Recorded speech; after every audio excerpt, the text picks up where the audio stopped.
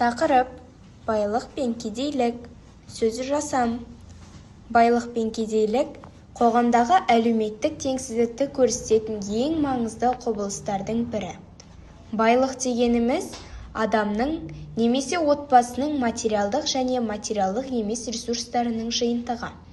Оған ақша, мүлік, бизнес, инвестиция, білім, қабілет және әлеуметтік байланыстар кіреді.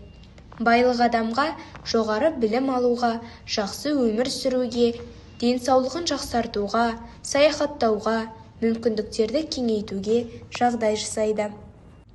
Ал кедейлік адамның негізгі қажеттіліктерін толық қамтамасыз ете алмауы.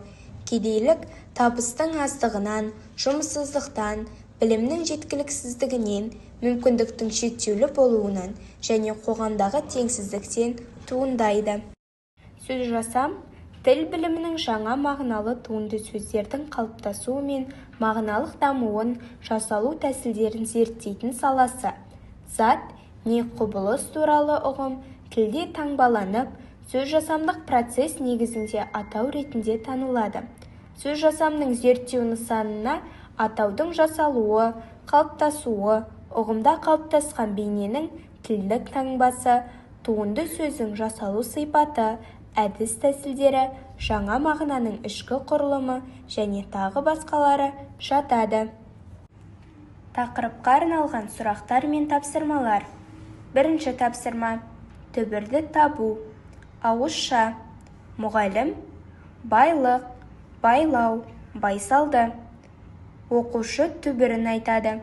Дескриптор: тыңдайды, түбір сөзді дұрыс айтады. Екінші тапсырма: жаңа сөз жасау.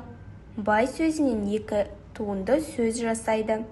Дескриптор: сөз жасам жұрнағын дұрыс қолданады. Мағыналы жаңа сөз жасайды. Үшінші тапсырма: қарама-қарсы мағыналы сөз құру. Бай, кедей. Дескриптор: антоним табады, тақырыппен байланыстырады.